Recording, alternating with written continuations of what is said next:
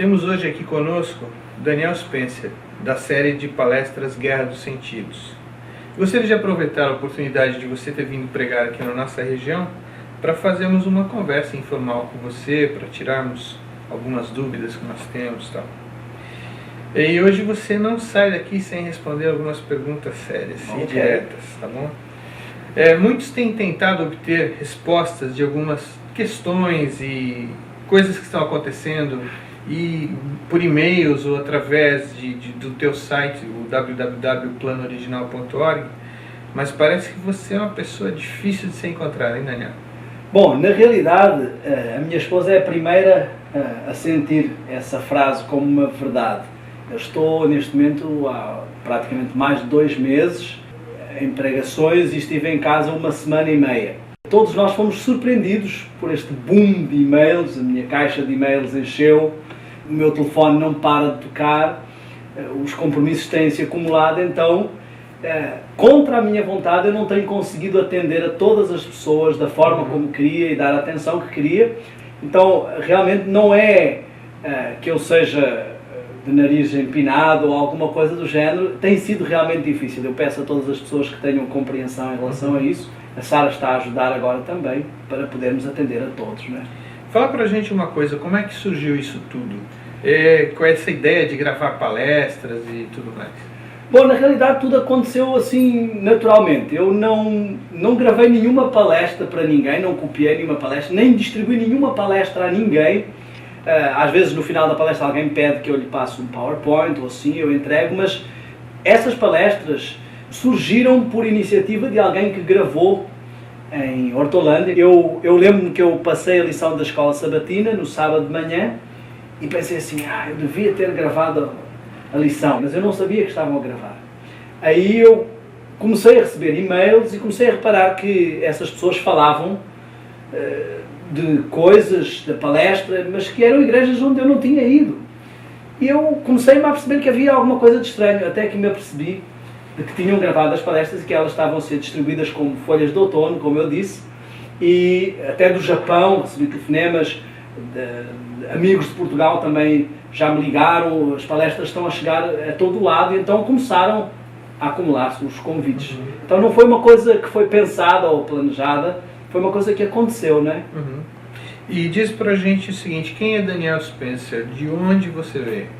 Eu não passo de uma pessoa normal, como qualquer outro membro de igreja. Eu nasci em Cabo Verde, que era uma colónia portuguesa, umas ilhas no meio do Atlântico, e os meus pais eram professores na missão, onde eu nasci. Nós morávamos no próprio edifício da igreja. Depois fomos para Portugal quando Cabo Verde se tornou independente, eu tinha uns 5 anos. Cresci basicamente sempre envolvido por atividades da igreja. Eu estudei no Colégio Adventista, todo o tempo do Colégio Adventista de Lisboa. Depois, por volta dos meus 17 anos, eu fui convidado para trabalhar na Casa Publicadora, comecei a trabalhar como amiguinho, como ilustrador. E então, basicamente, eu sou uma pessoa comum, como qualquer outro membro, não há nada de especial. Este é Daniel Spencer, apenas foi uma revolução que aconteceu e as pregações começaram, não é? Ok. Fala pra gente um pouquinho da tua família. Pelo que eu sei, tua esposa é brasileira, você tem filhos, como que é isso? Conta pra gente.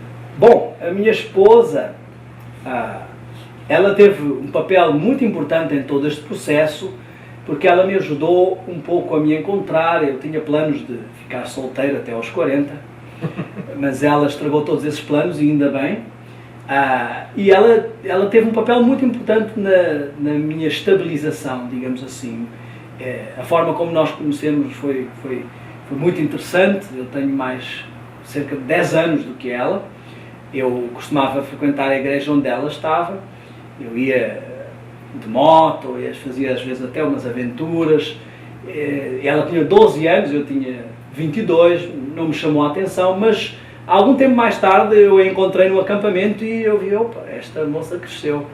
E foi quando começou a acontecer toda a história. Hoje temos 3 filhos, a Rebeca com 6 anos, o Davi com 4 e o Joel com 2. Então ela foi uma peça fundamental que Deus colocou na minha vida para ajudar em todo este processo. E como você decidiu se tornar um pregador missionário? Eu sempre cresci numa dualidade. A minha mãe sonhava que eu tivesse sido um pastor, eu até gostava bastante da atividade pastoral, mas as artes eram uma atração muito forte. Então, eu, como fui ilustrador por muito tempo, depois montei a minha agência de publicidade, eu sou um criativo publicitário.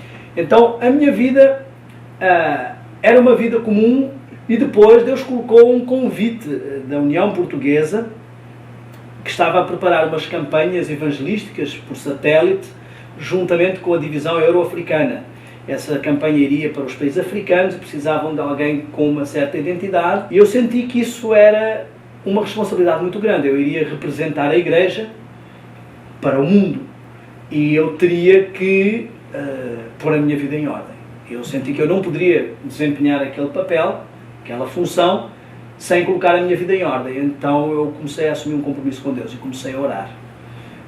Quando eu comecei a orar, as coisas começaram a entrar mais nos eixos.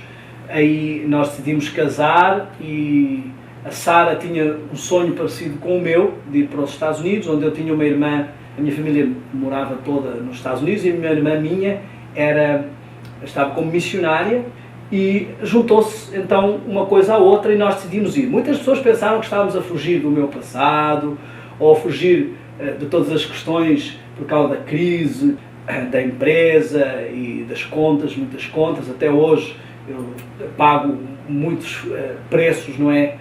Estou ainda a resolver muitas coisas do meu passado, mas na realidade nós tínhamos apenas uma conciliação de planos e Deus estava a trabalhar. Ao fim de quase 2 anos de oração, eu comecei a assumir alguns compromissos e Deus então abriu as portas, veio um convite para uma missão. Deus usou um pastor para me colocar no ministério. Na altura eu pensava que esse seria o meu ministério, mas hoje eu entendo que isso foi apenas uma ponte, um canal que Deus utilizou para o que Ele queria realmente. E porque nós chegámos e eu comecei a incentivar as pessoas que trabalhavam e estavam relacionadas com o nosso ministério lá, a terem um ministério pessoal. É bom a pessoa não só estar a colaborar em termos da atividade da igreja ou de qualquer atividade missionária, mas de se envolver diretamente, pessoalmente no trabalho missionário, porque isso a mantém ativa. Eu comecei a pensar o que é que eu posso fazer. A Sara, ela começou a recolher cestas básicas e a distribuir os bairros carençados ali perto, e eu comecei a pensar o que é que eu vou fazer. Lembrei-me que eu tinha feito pesquisas para responder às minhas próprias perguntas, a questões que eu queria saber, e eu disse, olha, eu vou partilhar isso com as pessoas, vou pregar sobre isso.